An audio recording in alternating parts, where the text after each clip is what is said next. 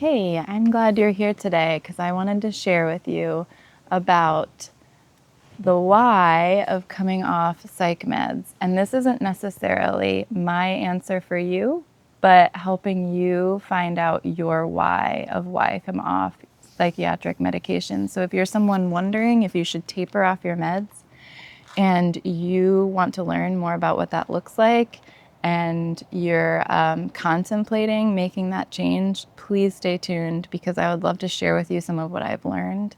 I'm a coach for people coming off their psychiatric medications. I provide support, and I have gone through a very hard withdrawal myself after being medicated for 10 years. And so I just want to offer any of that, those lessons that I've learned as a support for you in the process.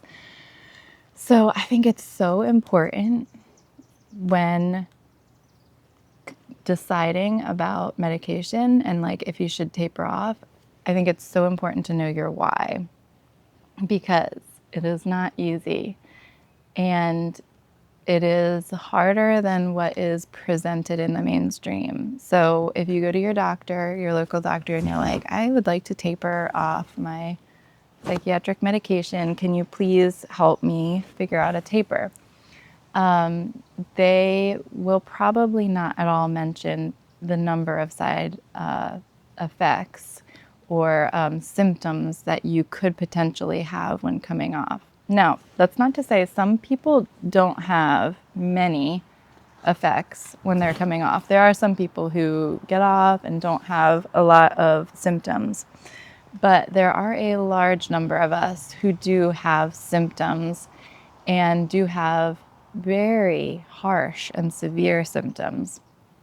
And so that's why I think it is so important to know your why, because you can't know at the beginning of this journey what it's going to cost you to get all the way to the other side. You don't know exactly the amount of time or the amount of symptoms that you would be experiencing. So I think it's really important to know your why and to establish that for yourself and even explore it if you need to. If you're like on the fence, like maybe it's not worth it, maybe it is. Like you do some thinking and some reading and some digging to find out what your reason is. And I say that as someone who's on the other side, completely free of medications and loving life. So I don't say it as a way to encourage people to stay on. I am neutral as far as that. But if you are wanting to get off, I think it does really help to know your why. And I can give you some examples of reasons that you might also have for yourself. So one might be you're wondering how the meds are negatively affecting you. Maybe it's personality, maybe it's random symptoms, maybe it's side effects, but you have a sense that the medication is somehow a factor in your life that is not necessarily all good. So that would be a reason, like the like how are the meds affecting me, and seeing some like negative effects of the medication. Another one would be curiosity. Some people want to know, who am I without medication? Who am I really? And wanting to know who that person is and how much the meds have been messing with that, and to be able to find out what they're like on the other side. And so that would be another reason I've heard people want to go through this process of getting off, is to know their real self off meds. Another one would be the long-term effects, not wanting to have any kind of long-term side effects from being on the medication for more years. So that could be like a big motivating factor if you're like aware that there are health risks with being on, and you really want to be free of those risks in your future. And then another one would be if you have discovered the myth of the whole like chemical imbalance myth. And so if you have come across that and know that that's a myth, that's been debunked, it's not true that we have a chemical imbalance that then needs to be balanced by medication for the rest of your life.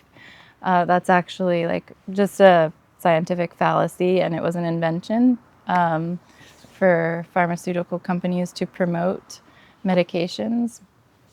And so a lot of science was based on this assumption. A lot of the studies and promotions around this was based on a pre-existing assumption that is not actually a scientific fact and has been debunked. And so if you have been someone who has believed that and then you realize, oh, that's not true, then you might be saying, well, why am I on this medication then if there is no such thing as the chemical imbalance and that's a myth? So that might be a reason for you where you're like, if I don't need this, why am I on it? So I had a lot of those different reasons. Like I would say a lot of, like probably all of those were my reasons.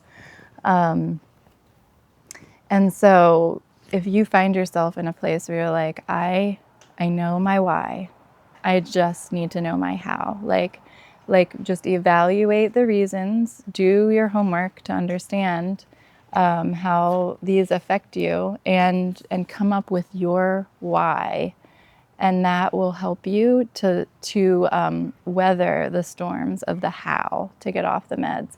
And that's what I want to share with you next. So the how for coming off psych meds, guys, it's got to be gentle.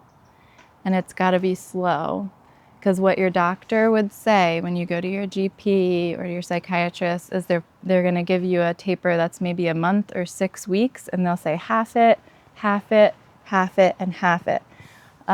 Please don't do that.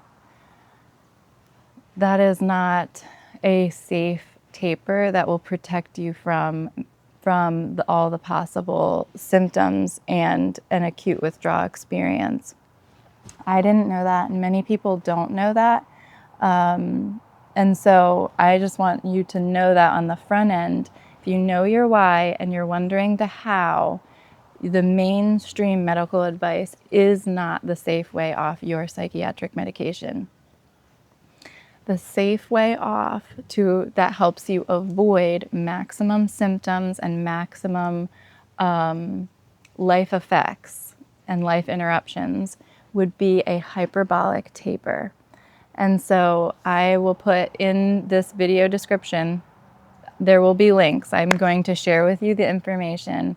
I have a page where I've gathered lots of information on safe tapering, and I would like for you to visit that. Because the safest way off psychiatric medications is a hyperbolic taper, because as you get further down in the amount of the medication, the more powerful the effect on you when you cut it.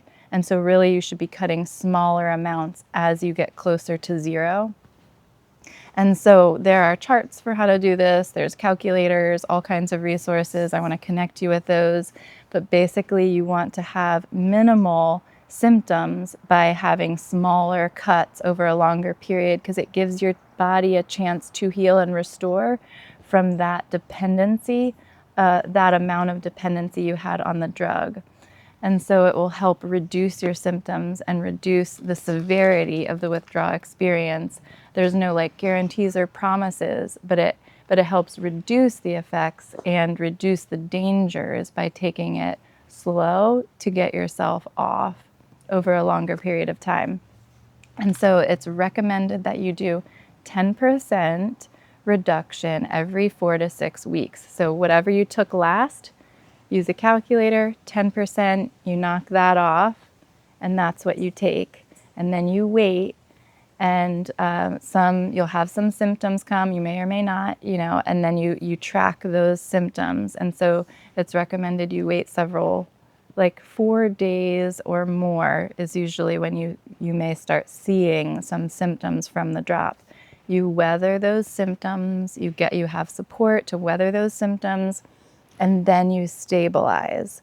And then after you stabilize, that's when you decide, okay, I'm ready to taper again. And you do about 4 to 6 weeks in between tapers. Now, if you're struggling and you have a lot of symptoms, you can hold longer, because what's important is that you're in the driver's seat and that you're understanding your body and your symptoms and the effects, and then you're able to guide that taper process within your own decision making and life. So sometimes people will say, hey, that was a really hard drop. I'm going to hold longer. You know, it's Christmas. I want to be stable around Christmas for my family. I'm going to wait to drop, or whatever it is that's going on in life. And so the idea is that you are in that place of power over the pace of your taper, because you're the one experiencing the withdrawal symptoms and you're the one that's going through the healing process. And so there are, there's resources for finding a clinician who can prescribe. Sometimes people can get their clinician to prescribe the amounts they need, but you need to be the one who understands how tapering works and how to guide your taper. And so a lot of this is transitioning from trusting your previous medical authorities and mainstream medicine with your mental health, to beginning to really understand and take ownership for that process and that healing process and of your body, and to learn how to trust your body in the healing of your brain and your whole body. It's like a whole body thing. So that's just, I wanted to share with you. Those are the critical questions when it comes to tapering: is the why. What is your why for why you want to taper? And then the how, which is slow and steady. I'll also follow up with another video on tapering support resources. So that'll be take 2 on this, because there's other resources and support and things to think about through the process that will help you through it. But I'm so glad that you listened today and joined me, and check out all of the links in the video description to learn about more resources and more information on tapering. I am wishing you all the very best in your tapering and in your health and in your healing, and I'm here to support you. So, all right, talk to you later.